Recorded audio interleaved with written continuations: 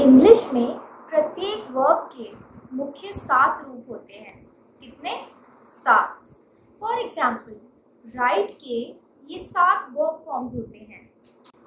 पहला, to right. To right का मतलब होता है लिखना। क्योंकि इंग्लिश वर्ब के पहले टू लगा हुआ है, इसीलिए इसके हिंदी मीनिंग के अंत में ना लगा हुआ है। इसे राइट का वर्ब नेम फॉर्म कहते हैं। दूसरा, राइट। यह टू राइट से टू हटाने पर बना है। इसका मतलब होता है लिख, लिखो या लिखिए। इसे राइट का रूट वर्ब फॉर्म कहते हैं। तीसरा वर्ब फॉर्म होता है राइट। इसका मतलब होता है लिखता हूँ, लिखते हैं, लिखते हो। इसकी स्पेलिंग रूट वर्ब फॉर्म जैसी होती है, लेकिन इसका मीनिंग एकदम अलग होता है।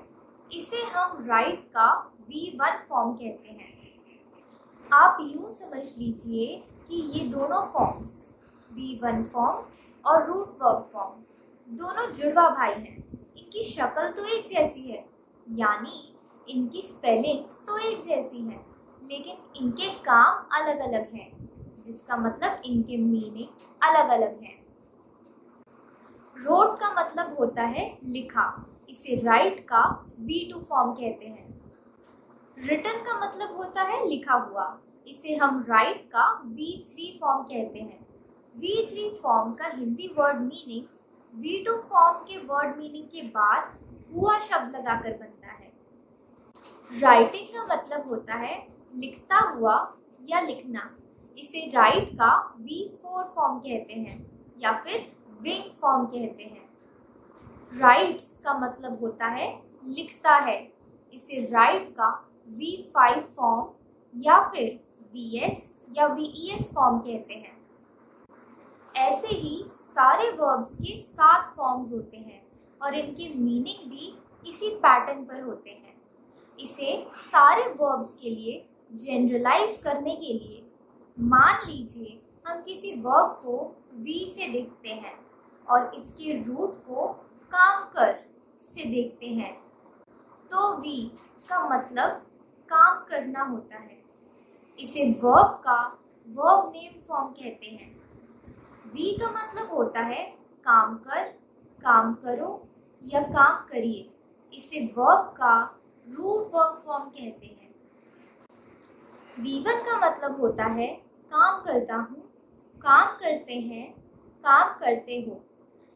इसकी स्पेलिंग रूट वर्ब फॉर्म जैसी ही होती है, लेकिन इसका मीनिंग एकदम अलग होता है। इसे हम राइट का V1 फॉर्म कहते हैं।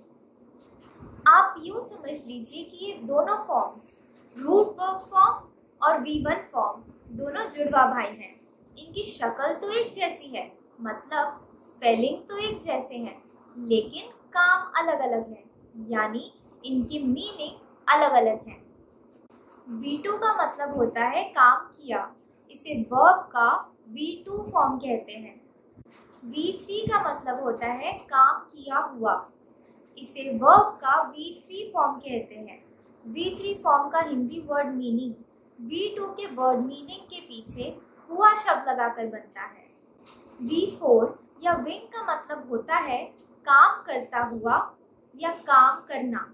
इसे हम वर्ब का V4 या विंग फॉर्म कहते हैं।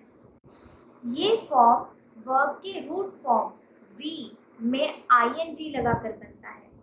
V5 या VS का मतलब होता है काम करता है। ये वर्ब के रूट फॉर्म में S या ES लगाकर बनता है। हिंदी की क्रियाओं और इंग्लिश की क्रियाओं में थोड़ा अंतर है। हिंदी वाले कहते हैं कि हम क्रिया को देखकर उसे करने वाले का जेंडर और नंबर बता सकते हैं, स्त्रीलिंग या पुल्लिंग, एक वचन या बहुवचन। जैसे मैं खाया में हम कह सकते हैं मैं पुल्लिंग है और एक वचन है। मैं खाई में हम कह सकते हैं मैं स्त्रीलिंग है और एक वचन है। और ये हमने पता किया खाया और खाई क्रिया शब्दों से। तो हिंदी में क्रियाएं पुल्लिंग या स्त्रीलिंग होती हैं, एक वचन या बहुवचन होते हैं।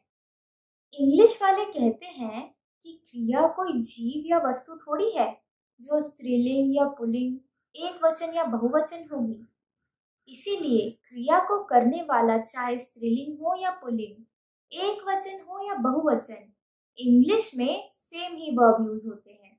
जैसे मैं खाया का इंग्लिश भी आई एट ही होगा और मैं खाई का इंग्लिश भी आई एट ही होगा। एक दो अपवादों को छोड़कर अंग्रेजी में जो क्रिया का रूप एक वचन के लिए होता है वही बहुवचन के लिए भी होता है, वही स्त्रीलिंग के लिए भी होता है और वही पुल्लिंग के लिए भी होता है।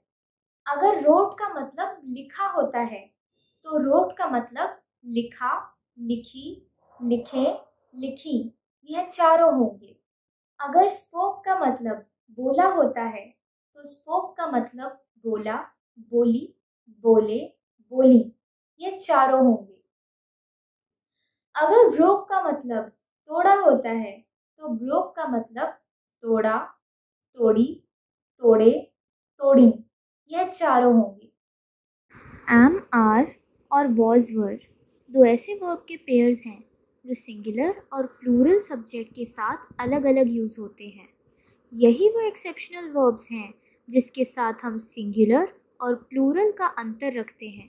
नहीं तो सारे वर्ब सिंगुलर सब्जेक्ट हों या प्लूरल सब्जेक्ट हों, दोनों के साथ एक ही जैसे यूज़ होते हैं। एक बात ध्यान रखिए, कई लोग हैज़ को सिंगुलर और हैव को प्लूरल समझते हैं, लेकिन ये लॉजिकली सही नहीं है। इसे हम आगे के चैप्टर्स में डिस्कस करेंगे।